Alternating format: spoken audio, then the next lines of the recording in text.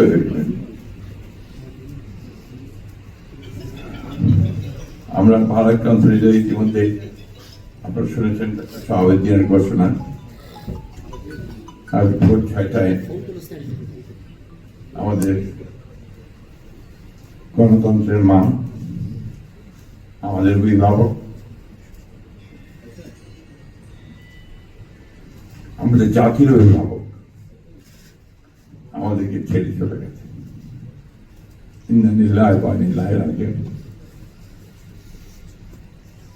এই শোক, এই ক্ষতি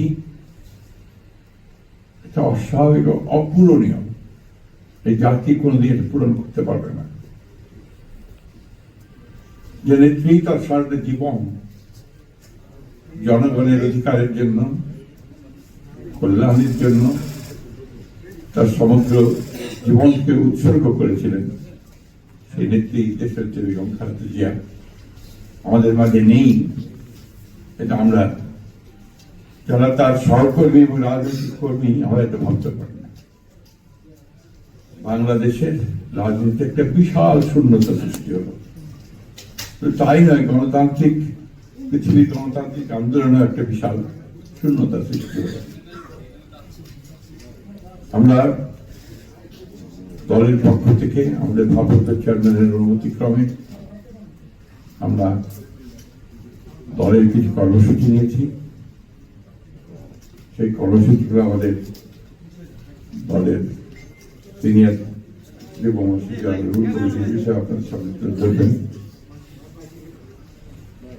সরকারের প্রধান, এই কেয়ারটেকার গভর্নমেন্টের প্রধান প্রফেসর ডক্টর মোহাম্মদ ইউনূস আমাদেরকে ফোন করেছিলেন সাথে সাথে, এবং ইতিমধ্যেই তারা সিদ্ধান্ত নিয়েছেন যে 10টার মধ্যেই তারা স্পেশাল ক্যাবিনেট মিটিং করবেন।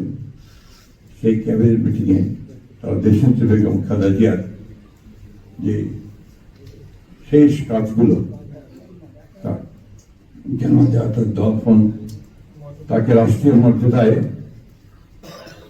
আহ্বান করা, তাকে রাষ্ট্রীয় মর্যাদা দেওয়া, এই বিষয়গুলি নিয়ে তারা সকাল 10টার সময় একটু সভা করবেন। এরপরে আমরা পুরো জিনিসটাকে কোঅর্ডিনেট করে আবার সেটা আপনাদের সামনে জানাবো। আমি এখন অনুরোধ করব আমাদের দলের সিনিয়র যুব মহাসচিব রুহুল কবির রিজভী, তিনি আপনাদের সামনে দলের কর্মসূচিটা জানাবেন। এটা হচ্ছে আপাতত এখনই নেওয়া কর্মসূচি। এরপরে আমাদের একটা স্ট্যান্ডিং কমিটি মিটিং হবে 12:30টার দিকে। সেই মিটিংয়ে আমরা আরো বিস্তারিত কর্মসূচি গ্রহণ করব।